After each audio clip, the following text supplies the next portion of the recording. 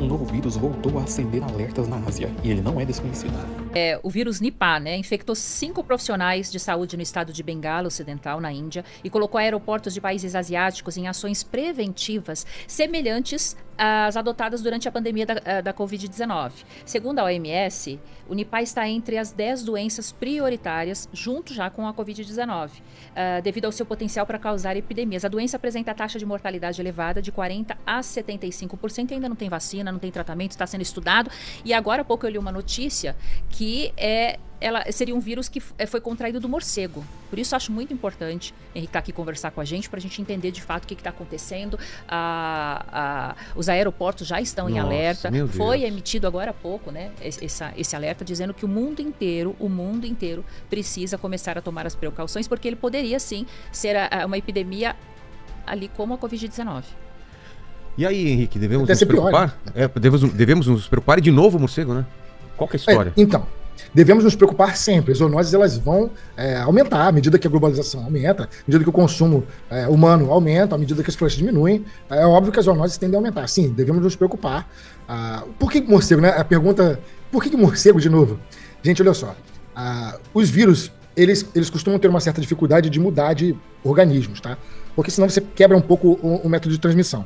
E quando ele dá um salto evolutivo, ele consegue passar a linha de espécies e ser transmitido por espécies diferentes. Aí é que está o problema do morcego. Os morcegos, eles são mamíferos, então logicamente eles são mais próximos a gente do que você teria, por exemplo, o vírus de um réptil, né? Seria mais provável que você tivesse um vírus de um mamífero. Só que os morcegos, cara, eles voam. E por eles voarem, eles têm um corpo um pouco mais aquecido. Quando você está com febre, você está combatendo um organismo que está te infectando, por exemplo, né? A sua febre é para isso, a sua febre é para que você aqueça e, de certa forma, desnature as enzimas de um patógeno ou algo parecido, e você consiga sobreviver. Ou seja, o seu corpo, ele meio que tenta te matar para tentar matar aquilo que está te parasitando, entende? Mesmo que isso às vezes possa até matar você, que é o hospedeiro. Mas enfim, essa é a técnica que o seu corpo tem. Agora, os morcegos, eles ficam um pouco mais aquecidos, entende, Guilherme? E aí, porque voam? E se eles ficam mais aquecidos, eles por si só, por seleção natural, acabam selecionando vírus que aguentam a sua febrezinha, sabe? E não para por aí, porque os morcegos, muitos deles, né, têm o hábito de viver em cavernas. Não o morcego do Nipah, mas outros morcegos, quer dizer, até o morcego do Nipah também pode entrar em caverna, mas os morcegos, muitos deles gostam de ficar em cavernas. E aí você está falando de organismos de espécies diferentes.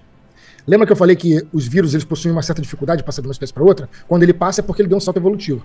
Agora, se ele já é selecionado a organismos que superaquecem, se ele já está no meio de um monte de outras espécies, onde vai passando de uma espécie para outra, a chance de passar para o humano aumenta bastante. Por isso que você tem problemas com vírus, são potenciais, vírus produzidos que são selecionados por morcegos, e talvez a própria Covid tenha vindo de lá. Talvez, tá? A probabilidade é grande. E aí, dessa maneira, o Nipah, a gente sabe que é um vírus que vem oriundo desses morcegos, que o pessoal chamava antigamente de macroquirópteros, né? A classificação mudou um pouco, né? É o Inquiróptero e Anquiróptero. São aqueles morcegos frugívoros que têm umas asas grandonas, o morcego raposa. Eles não são comedores, não são sugadores de sangue, não. Eles são comedores de frutos. Eles comem frutos. E aí o que acontece? Você já tinha identificado o Nipah vírus em criação de porcos lá na Malásia. Por que isso acontecia? Porque o morcego, ele é um morcego frugívoro, ele come frutinha. Então ele comia as frutinhas, e a frutinha que caía com a saliva dele, que esse vírus é um vírus dos paramyxovírus, que é do mesmo grupo do sarampo, e aí tem um perigo, me lembra de falar sobre isso depois. Esse vírus, ele é passado pelas secreções, um pouco semelhante ao vírus da raiva, sabe? O porco vai lá, comia o fruto que foi mordido por esse morcego, se contaminava, e aí o ser humano se contaminava com esses porcos, com essas criações que estavam próximas aos morcegos. E aí, como a letalidade parece ser muito alta, esse vírus ele meio que fica contido, né? Se diminui a letalidade, ele se espalha mais. Se a letalidade é muito alta, ele se espalha menos. Isso é uma regra matemática. Então você tinha ali uma letalidade altíssima, o pessoal conseguiu isolar, porém começou a aparecer isso. E a gente já conhece ele desde 1999, se não me engano. E agora a gente está encontrando ele na Índia. A gente já teve, se não me engano, 300 casos de óbito por conta desse vírus. E agora em Bangladesh, tem 2 locais na Índia, se não me engano, onde ocorreu isso. Está isolado. Você teve um encontro sem ser porcos como intermediário, pessoas que provavelmente comeram frutas que foi mordida por esse morcego, se contaminaram, foram para o posto e do posto contaminaram os agentes de saúde. Então se descobriu que esse vírus agora ele tem o potencial de passar de humano para humano. Isso é um problema sério. Se ele passa de humano para humano, você pode sim ter um problema sério como você teve na Covid. Essa é uma realidade, ela existe. Tanto é que você tem a OMS muito preocupada com o que está acontecendo, estudando inclusive esse vírus. E não pensa que os países que lidam com guerra também não estão preocupados com isso não, porque isso é uma arma de guerra também, o potencial biológico, tá? A realidade seja dita. Então existem estudos, a OMS está muito preocupada e tentando isolar, mas que existe potencialidade disso virar uma nova zoonose, ela existe, não vamos negar que não existe, existe. Porém, até o momento que a gente sabe está controlada. Agora eu quero lembrar o seguinte, aí agora falando sobre uma perspectiva apocalíptica, tá? Mas lembre-se, isso aqui é uma especulação. Tá. Lembra que ele é do mesmo grupo dos vírus do sarampo. E certo. O sarampo, cara, é um vírus de aerossol, que é pior ainda do que a Covid. Um vírus de aerossol significa que se tu entrar numa sala de aula contaminado, tu contamina 95% das pessoas. Não são gotículas, é o ar. É o aerossol, ele espalha de uma forma meio, assim, bem mais vaporizada. Nossa. E aí o que acontece? Não é assim que ele se transmite, tá? Ele está sendo transmitido pela saliva, etc, secreções, contato direto, mas se essa possibilidade existe, se um dia ele muta, você pode ter uma pandemia em cima disso aí. Então, parece bobeira, o que eu tô falando aqui não é para alarmar ninguém, tá? Não é assim que ele é passado, parece estar controlado, o índice de letalidade é alto e por isso ele fica um pouco mais isolado. Mas quando a gente trabalha com zoonoses, quando a gente trabalha com pandemia, essas modelagens, que são feitas por cálculos de modelagem, são cálculos muito pesados de comportamento viral, etc., elas indicam que de tempos em tempos nós teremos surtos virais. Isso é certo. Assim como tivemos a influenza, assim como tivemos a Covid, nós vamos ter outra. A ideia é que isso seja de 100 anos, mas ela pode reduzir o tempo justamente porque nós somos cosmopolitas, porque nós agora somos mais globais, porque agora os transportes são mais fáceis. Então isso pode acontecer, entende?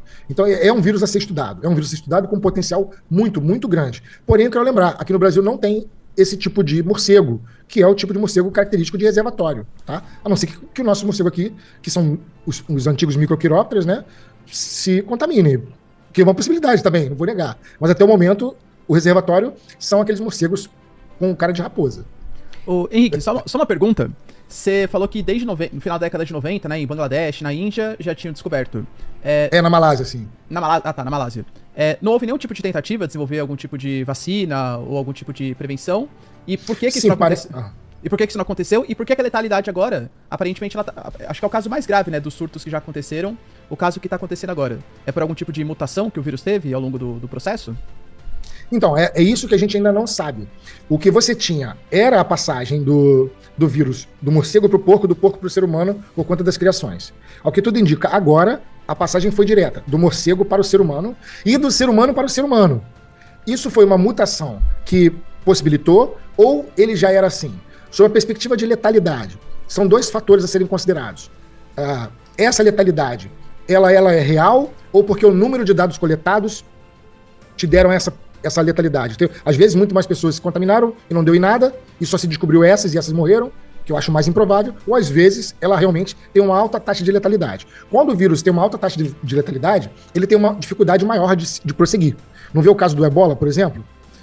O Ebola também é um outro vírus que se espalha, meu amigo. Já era, né? Ele tem uma taxa de letalidade altíssima. Só que exatamente por ele ter uma taxa de letalidade muito alta, ele não se espalha tanto. Porque ele já mata a população. Não é bom pro vírus, não é bom ele ficar incubado, a pessoa não saber que ele tá contaminado e aí passar para outra pessoa. Porque se você sabe que uma pessoa tá contaminada, você já isola ela. Uhum. Então pro vírus, essa evolução, essa mutação é interessante que passe uma mutação que ele fique incubado, né? Que ele fique disfarçado. Não, que ele fique menos letal, né? Para um parasita tem isso. Tá. Se ele é menos letal, ele consegue abranger maior quantidade de indivíduos. Se ele é muito letal, ele vai correr menos, né? O índice de abrangência dele é menor.